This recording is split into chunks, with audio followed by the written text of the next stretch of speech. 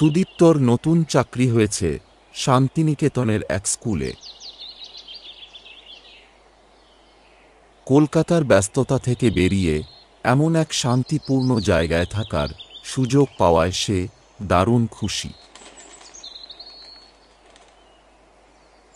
সেখানে এক পুরনো বাড়ি সে ভাড়া নেয়। নিরিবিলি জায়গা আর চারপাশে শুধু গাছ। বাড়িওয়ালা বলেন, বাড়িটা পুরনো ঠিকই, কিন্তু একসময় এক অধ্যাপক পরিবার ছিলেন এখানে। তারপর থেকে খালি। আপনি থাকলে ভালোই হবে। সেদিন রাতে খাওয়া দাওয়া করে সে ঘুমিয়ে পড়ল। পরের দিন সকালে সে স্কুলে গেল। প্রথম দিনটা তার ভালোই কাটল।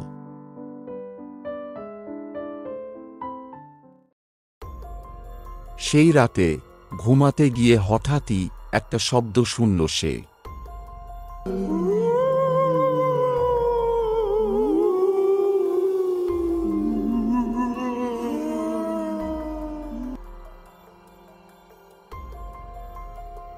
শব্দটা শোনার পর সুদীপ্তর ঘুম ভেঙে গেল। তারপর সে দেখল দরজা নিজে থেকে খুলে গেল।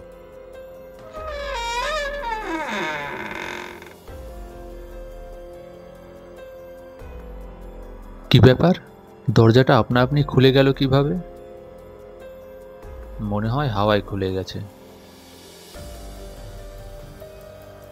তারপর সে আবার ঘুমিয়ে গেল। পরের দিন বসার ঘরের এক কোণায় রাখা কাঠের আলমারিতে দেখতে পেল একটি পুরনো ডায়েরি। ডায়েরির প্রথম পাতায় লেখা, এই ডায়েরির প্রতিটি কথা সত্য, বিশ্বাস করলে অনুশোচনা হবে, আর না করলেও নিস্তার নেই। তমাল ভট্টাচার্য। সুদীপ্ত ডায়েরিটা পড়তে শুরু করল। প্রথম কয়েক পাতা যেন একটা অদ্ভুত প্রেম কাহিনী। তমাল একসময় এখানে থাকতেন, শান্তিনিকেতনের অধ্যাপক ছিলেন। তিনি এক ছাত্রীর প্রেমে পড়েন। নাম ছিল নন্দিনী।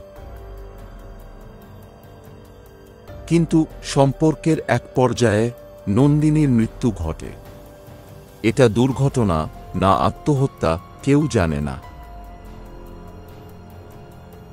কিন্তু ডায়েরির এক জায়গা থেকে গল্পটা মোড় নেয়। নন্দিনী ফিরে এসেছে। প্রতিদিন রাতে আমি তার হাসির শব্দ শুনি, আয়নায় তার ছায়া দেখি। সে জানে আমি তাকে ফেলে এসেছি, প্রতিশোধ সে নিতেই আসবে। এরপর থেকে সুদীপ্তর চারপাশে অদ্ভুত ঘটনা ঘটতে শুরু করে। রাত ৩টের দিকে হঠাৎ হেসে ওঠে কেউ। বাথরুমের আয়নায় নিজের পেছনে আরেকটা ছায়া দেখা যায়।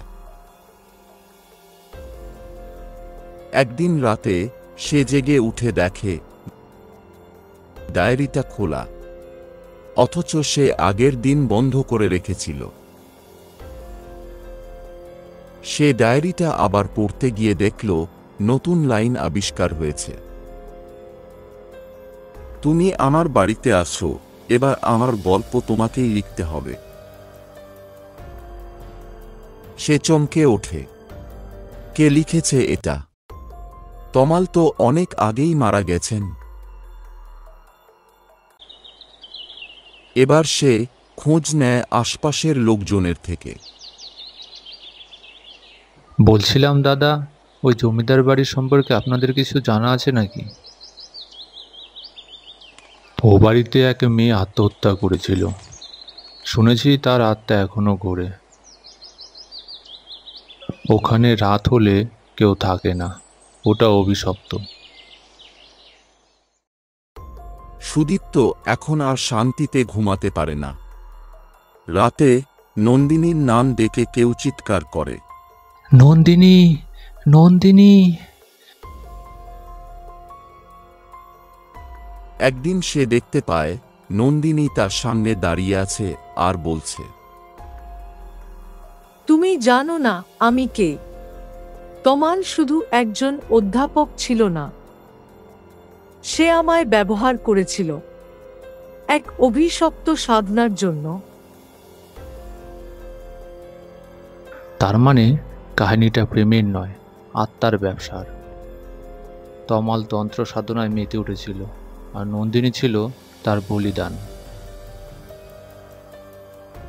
ডায়েরির পাতায় পাতায় লুকিয়ে ছিল সেই কাহিনী, অন্ধকার, রক্তমাখা, ভয়ানক। ডায়েরির শেষ পাতায় লেখা ছিল যে এই ডায়েরি শেষ পর্যন্ত পড়বে তার উপর ছায়া পড়বে নন্দিনীর। সে রেহাই দেবে না ততক্ষণ যতক্ষণ না কেউ নতুন করে বলিদান হয়। সুদীপ্ত এখন পালাতে চায়, কিন্তু সে পালাতে পারল না। ডায়েরির পাতাগুলো শুধু কাঁদে, যেন কেউ কান্না করছে সেখান থেকে। এক রাতে প্রতিবেশীরা চেঁচামেচি শুনে দৌড়ে আসে, বাঁচাও, কে কোথায় আছো, আমাকে বাঁচাও। কিন্তু সুদীপ্তর ঘরে কেউ নেই। শুধু খোলা ডায়েরিটা পড়ে রয়েছে, এক নতুন নাম লেখা, নতুন গল্প শুরু হচ্ছে। চরিত্র প্রিয়াঙ্কা দত্ত। সপ্তাহখানেক পর এক তরুণী আসে বাড়িটা ভাড়া নিতে। নাম প্রিয়াঙ্কা, একা থাকে, লেখালেখি করে। বাড়িওয়ালা এবার আর কিছু বলেন না। প্রিয়াঙ্কা একদিন ঘরের কোণায় একটি পুরনো ডায়েরি খুঁজে পায়। ডায়েরির প্রথম পাতায় লেখা, এই ডায়েরির প্রতিটি কথা সত্য। বিশ্বাস করলে অনুশোচনা হবে, আর না করলেও নিস্তার নেই।